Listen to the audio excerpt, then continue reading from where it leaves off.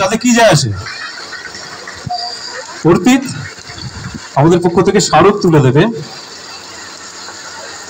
শান্তিপল্লী পুজো সমিতির পক্ষ থেকে করতালি সহযোগে আমাদের স্মারক তুলে দিচ্ছেন।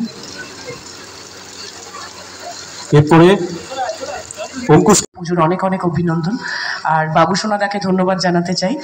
আর অবশ্যই আমাদের এখন সিচুয়েশন খুব একটা ভালো নেই, কিন্তু মা আসছেন, মা সব কিছুর প্রতিকার করবেন আশা করছি, কারণ মায়ের উপরই ভরসা।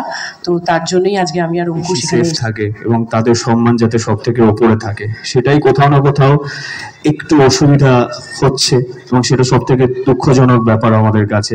তো আমি এটাই চাইবো যে শান্তিপল্লী সুন্দর, এই যে শান্তিপল্লী নামটা।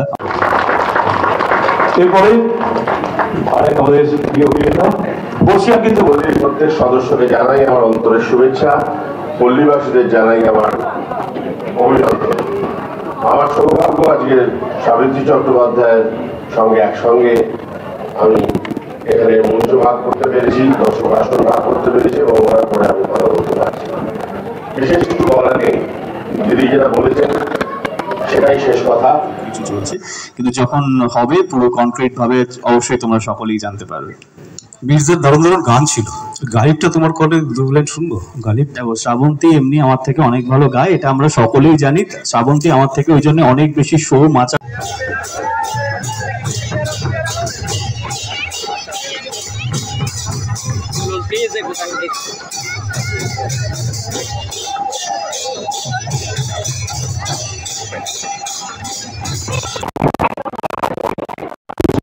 আসবে, কোনো অসুবিধা নেই, কি হবে হোক।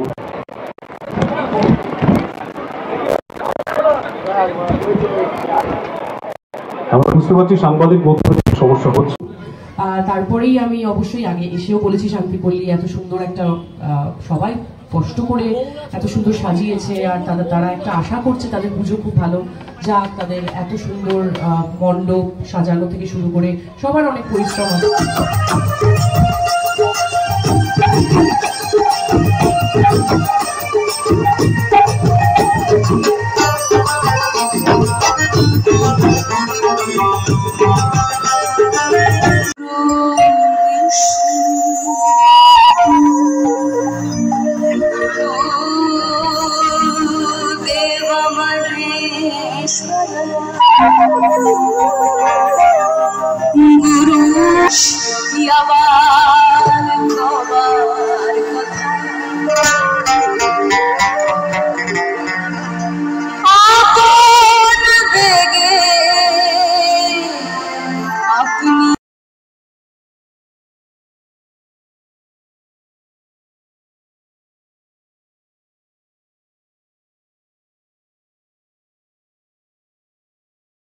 কি বলবে শান্তিপল্লী 86তম বর্ষ শান্তিপল্লী পূজা সমিতি পদার্পণ করলো।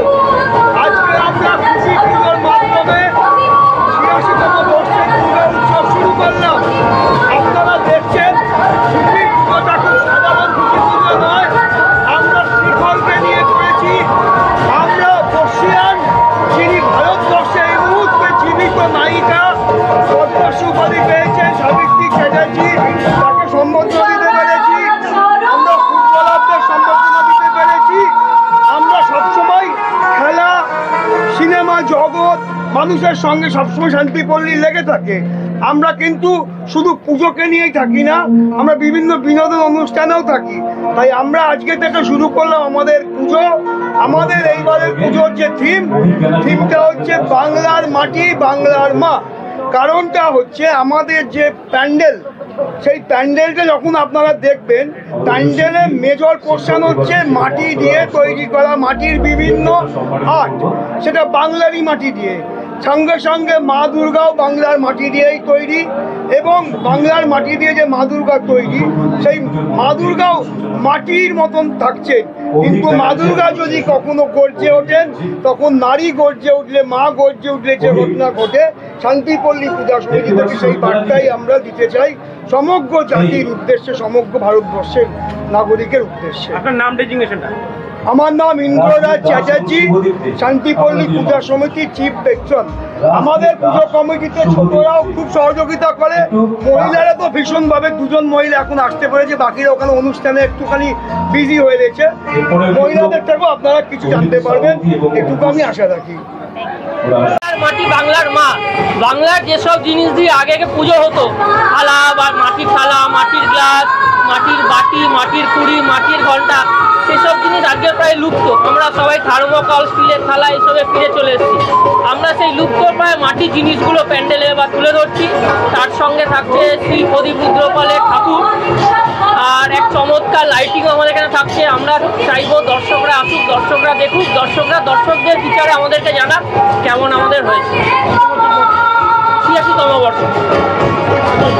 প্রতিভাবান শিল্পী, অনেক পুরনো, সাবিত্রী এসে উদ্বোধন করলো এবং বলছে শান্তিপূর্ণ শান্তি জায়গায় খুঁজে পাবে, সে সম্বন্ধে কি বলবো? সাবিত্রী চট্টোপাধ্যায় আমাদের সঙ্গে দীর্ঘদিন সঙ্গেই যুক্ত। আমরাও চেয়েছি প্রবীণদেরকে সামনে আনা, সাথে কিছুক্ষণ পরে দেখবেন শ্রাবন্তী চ্যাটার্জি, অঙ্কুশ হাজরাও আসছে। সুতরাং প্রবীণ এবং নবীন একসঙ্গে মিলিয়ে যাতে দুর্গোৎসব একটা অন্য মাত্রা পায় দর্শকদের কাছে, সেটাই আমাদের কাছে অঙ্গীকার। আমার নাম সুজিত মণ্ডল, চিফ অর্গানাইজার। বলছি আমার সৌভাগ্য ওনার হয়ে কথা বলতে পারছি। শান্তিপল্লীর ৮৬তম বর্ষে খুবই পুজো এসে আমাদের খুব ভালো লাগে, আমরা খুব আনন্দিত। যত বেশি অনুষ্ঠান হয় ততই